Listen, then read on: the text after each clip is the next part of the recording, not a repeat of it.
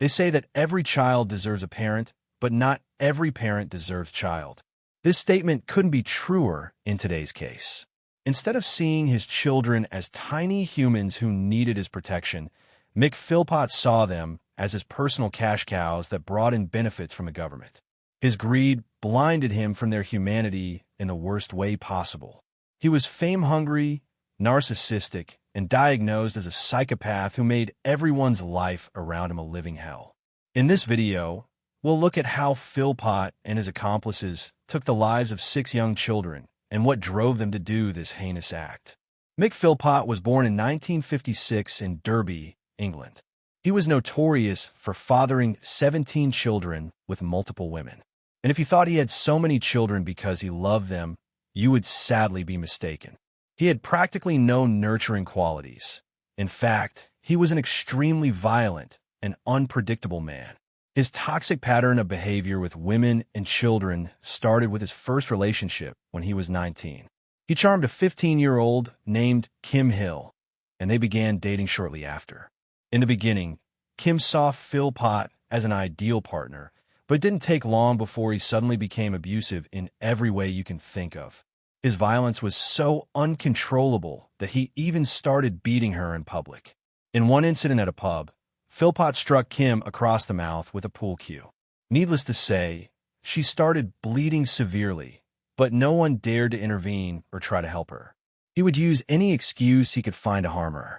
For example, once Philpott broke her arm and fractured her kneecap with a hammer. When she paid too much attention to a baby she had been minding, as a British Army member, he would baselessly accuse her of infidelity when he returned from postings and physically assault her. He also shot Kim in the groin with a crossbow one time because he felt her dress had been too short.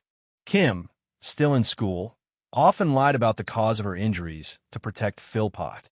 After 2 years of abuse, in July 1978, Kim plucked up the courage to send Philpott a breakup letter. Philpott went AWOL from the Army and broke into Kim's home. He attacked her in bed, stabbing her 27 times with a 9-inch knife. According to Kim, he told her menacingly, "If I can't have you, no one else will." When Kim's mother intervened, Philpott stabbed her 11 times. Both Kim and her mother barely survived the attack. Despite being badly injured, her mother, who was a nurse, crawled to a phone and raised the alarm.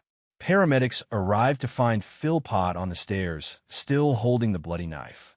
He told them, "I wouldn't bother. She's a goner. I done a good job on her." Kim actually died twice, once in the ambulance and once on the operating table, as surgeons battled to save her life. Philpott had slit her stomach open and stabbed her in the back, arms, and legs.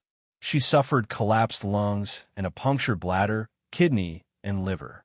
During the trial, he lied and implied he stabbed her in self-defense, but all the evidence showed otherwise. Philpott was found guilty of attempted murder and grievous bodily harm.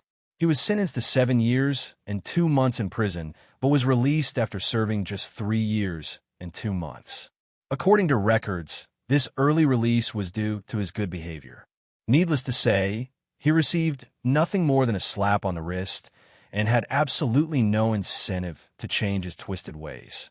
While in prison, he sent Kim letters expressing remorse and even proposing to marry her upon his release. This horrific attack left Kim traumatized, and she is still receiving counseling 4 decades later. Recalling her hellish life with Philpott, Kim added, "Do not say no to Mick Philpott. You don't say no to him. He doesn't understand the word."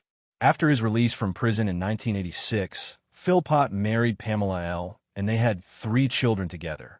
He continued his abusive behavior. Pamela was too afraid to report him, knowing what had happened to his previous partner, Kim. She prayed that he would move on to someone else, which is exactly what he did. In 1993, Philpott, then 37, began a relationship with a 14-year-old girl named Heather Kehoe. Pamela left him after discovering the affair. The teenage Heather ran away from her parents to be with him on her 16th birthday, and they had 2 sons.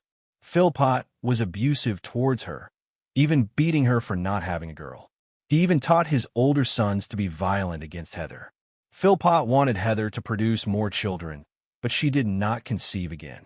She was often punished by being locked outside the house in the garden and told police that Philpott once held a knife to her throat when she tried to leave him.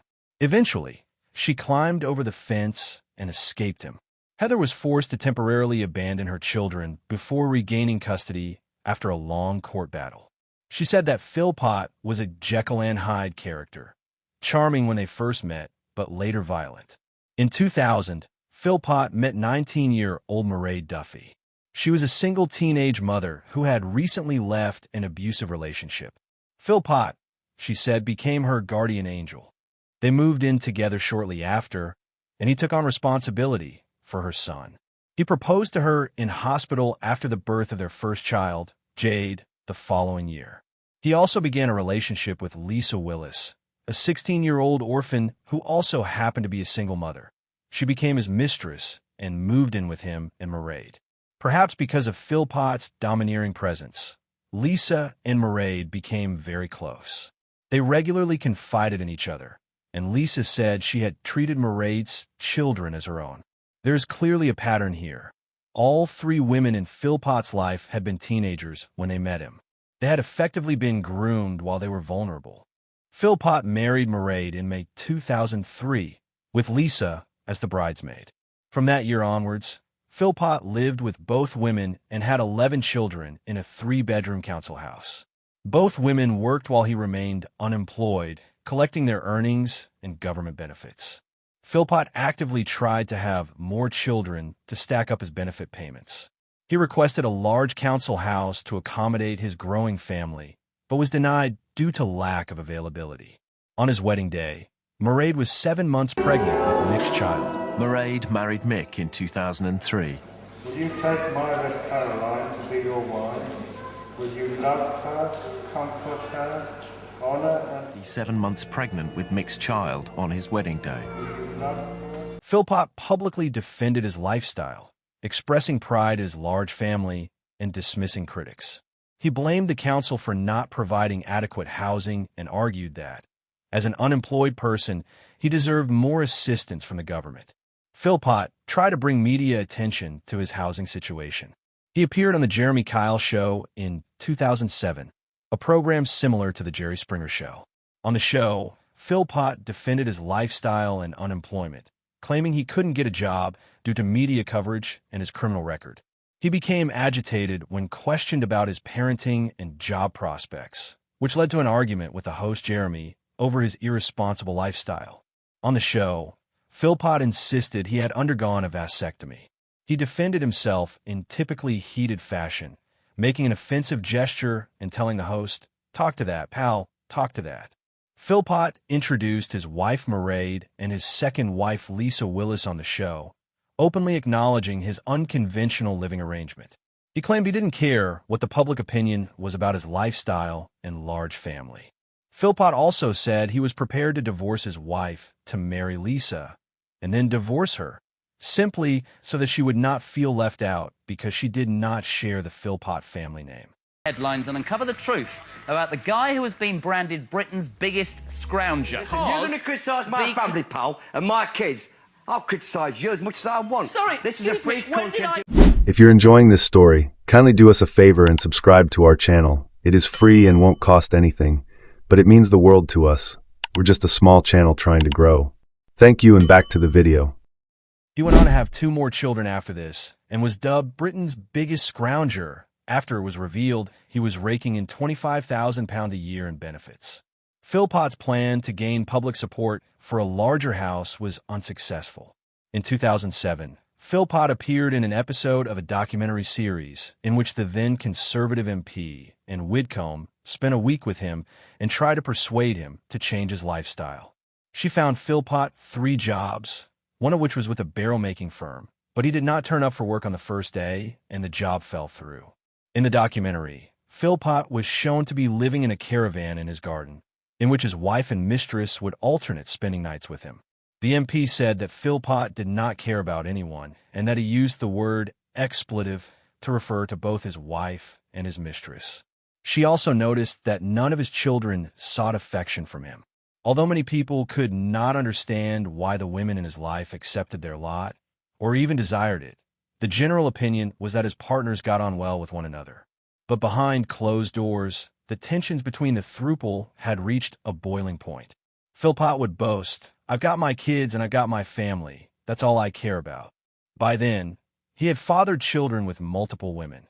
3 with his first marriage, 2 with another woman, 5 with Mairead, 4 with Lisa, and 1 with another woman, plus 2 more on the way.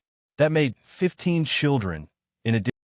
And I've got my family. That's all I care about. Nothing else. Don't say so then. Don't say so then. Can I just get if I could get the distribution of children right? Is I've that got right? 3 with my first marriage. Yeah. 2 with another young lady. 5 with Mairead. Yeah. 4 with Lisa. And 1 with another young lady. And Right. 2 on the way. So that's 15 now, Plus- plus 2 on the way. Plus 1 when I was in the armed services, which I've never... To 1 from his time in the army whom he had never met. He asked Mairead to divorce him 3 times so he could marry Lisa. In 2010, Philpott was given a police caution for slapping Mairead and dragging her outside by her hair. But he wasn't nice to Lisa either. Philpott hit her with a piece of wood, threw a hot cup of coffee at her, and prevented her from leaving the house or speaking with any men. In February 2012, Lisa finally had enough of the toxic situation she was in. She decided to leave Philpott. She told Mairead she was taking her 5 children swimming, but instead moved in with her sister. This was the only way she could leave without confrontation. 3 months after Lisa left, Philpott was still seething with anger and entangled in a rough custody battle over their 5 children. So he, along with his wife Mairead and a family friend named Paul Mosley, did the vilest thing you can imagine. They planned to burn down their home with their own children inside and frame Lisa for it. The arson was scheduled for the day before a custody hearing between Lisa and Philpott. He wanted his children back, motivated by his greed for more benefit payments and the potential to get an even bigger council house. The plan involved Philpott and Mosley pouring gasoline into the male slot and setting fire to the house. Then Philpott would swoop in, rescue his 6 children from the fire, make himself look like a heroic father, and win the custody battle. To say that this idea was misguided would be an understatement. On May 11th, 2012, at 4 a.m., Philpott's plan to set fire to his house went tragically wrong. The fire spread much faster than anyone expected. It resulted in the deaths of 6 children: Jade, John, Jack, Jesse, Jaden, and Dwayne. While their half-brother Dwayne died in the hospital 2 days later, all deaths were caused by excessive smoke inhalation. Fire investigators reported that temperatures in the upstairs bedrooms exceeded 500 degrees Celsius, leaving no chance of survival for anyone in those rooms. Police confirmed that the fire was deliberately started with petrol under the letterbox, classifying it as arson and officially stating that 6 children had been murdered. Yeah, but we've got the police on the way. Have you any idea what's caused the fire? I've no idea. All of these children belonged to Mairead and Philpott, except Dwayne, who was her teenage son from a previous relationship. Jade was only 10 years old. She was described as very intelligent and well-regarded at school. 9-year-old John was cheerful, smiley, and polite. 5-year-old Jaden loved lots of cuddles from family and friends, shy and bashful. Jack, aged 7, was the quietest sibling and a delight to be around. Jesse, 6 years old, was described as a loud character in the family. Dwayne, the eldest victim at just 13, was described as a charming and caring young boy who was a protector for his younger brothers and sisters. Nobody in the community had the slightest clue that a father could do such a thing. Many people who knew and socialized with Philpott and his family defended his lifestyle, saying negative representations of the area and the man did not live up to the reality. One local, Bobby Sutherland, was inspired to set up a charity to help pay for the funerals of the 6 children, whom he claimed Philpott loved desperately. Fighting back tears as he stood in the street outside the fire-ravaged family home, he said at the time, "Yeah, they can slag him off, but he loved his kids. Yeah, you make mistakes, but you don't deserve that. Nobody deserves that." This shows just how good Philpott was at manipulating the people around him and maintaining his image as a good husband and father. At first, Lisa Willis and her brother-in-law were questioned, but they were quickly cleared of any suspicion. Meanwhile, witnesses reported that Philpott behaved strangely for someone who had recently lost several of his children and appeared to like the media attention. A mortuary manager said Philpott engaged in horseplay when he went to view his children's bodies, even putting a family liaison officer in a headlock during one visit as part of their investigation. The police organized a press conference where Philpott and Mairead spoke. Express our gratitude to everybody that's been concerned with the case, with what's been going on. I've actually been down to our home, and what we saw, we just cannot believe it. We grew up in a community that's had a lot of problems with violence and God knows what else, and to see this community to come together like they have, it's just too overwhelming. During this conference, Philpott thanked various people for their support and announced their decision to donate Duane's organs to save the life of another child. He expressed gratitude for the community's response and requested privacy for his family, asking that all questions be directed to the police. This press conference actually increased police suspicions. Philpott's behavior was notably inappropriate, including flirting with a female police officer. She claimed that he called her gorgeous and inferred he would like her to come back to his hotel. We can't express our gratitude to everybody that's been concerned with the case, what's been going on. I've actually been down to our home, and what we saw, we just can't believe. We grew up in a community that's had a lot of problems with violence and God knows what else. And to see this community come together like it has, it's just too overwhelming. The police found forensic evidence linking the Philpotts to the crime. A discarded petrol container and glove had been found near the house. In November, forensic investigators discovered that the clothes of the Philpotts and Mosley had petrol on them.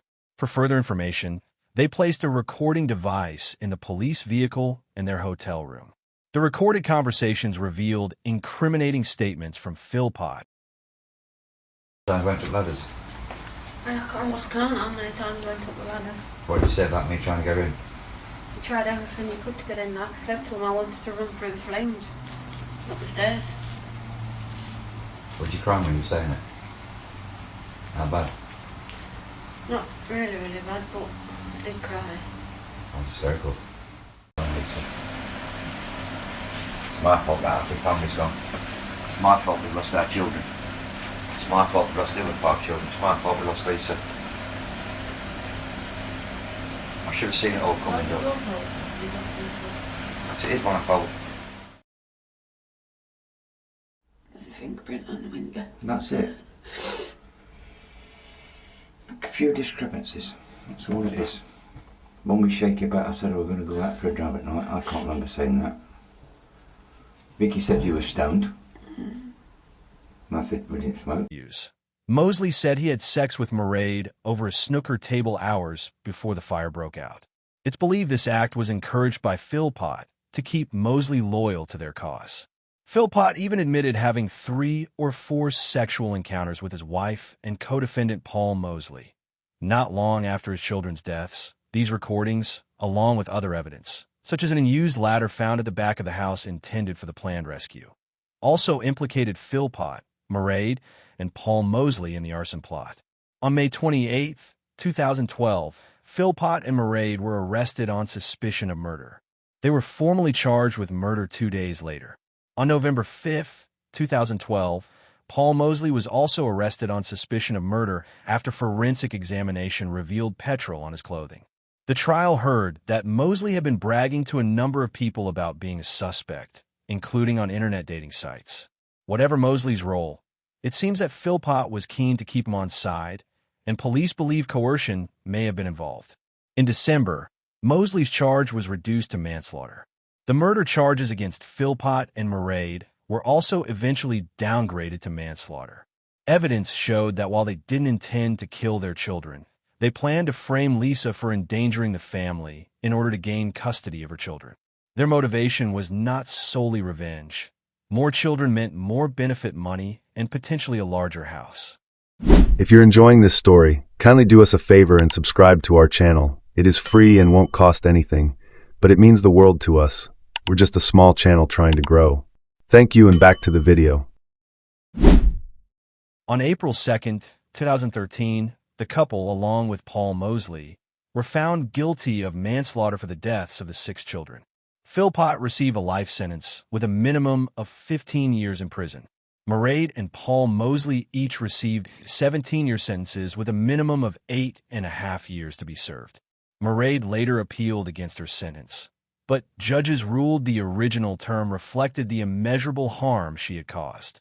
Court of Appeal judges said petrol found on her clothes showed she had participated in setting the fire, which had not been a spur-of-the-moment plan. She had also lied after her arrest, the judges said, and continued to hide the truth during her trial. In her sentencing remarks, Mrs. Justice Thirlwall said it was clear the fire was Philpott's idea, but she emphasized that Mairead's children died because she put her husband first. We come to the view that this sentence cannot be criticized. The judge was careful in reaching the conclusion she did. She gave very cogent and clear reasons for it. She assessed against her primary findings of fact the blameworthiness of Mairead Philpott and arrived at a sentence that reflected that very severe degree of blameworthiness, together with the immeasurable harm she had caused by the killing of her 6 children, for whom, like any other mother, she had an absolute responsibility. We have, after an examination of the circumstances and a careful consideration of the judge's remarks, come to the conclusion without any hesitation that this appeal must be dismissed. 2020, Mairead was released after serving half her term. She was eligible to be released on license and was taken by convoy to a halfway house. According to a source for The Sun, her convoy was like one given to a celebrity rather than a mom who killed her 6 children. Mairead was also given a new identity for her protection. The Center for Crime Prevention described the release as appalling and called for killers to serve their full sentences for such crimes. Paul Mosley, too, was released from prison in May 2021 after serving half his sentence, but he returned to prison in 2022 after breaching terms of parole. In November 2023, he was released again. The parole panel stated, "The panel was satisfied that imprisonment was no longer necessary for the protection of the public."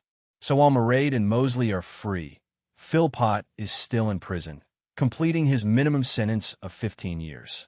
Philpott was characterized as a monster, abusive to women and exploitative of the welfare system, who viewed children primarily as a source of income. Psychologist Glenn Wilson described Philpott as clinically a psychopath and exhibitionist with antisocial personality disorder. What did you think of this horrific case and everyone involved? Do you think their sentences were too light?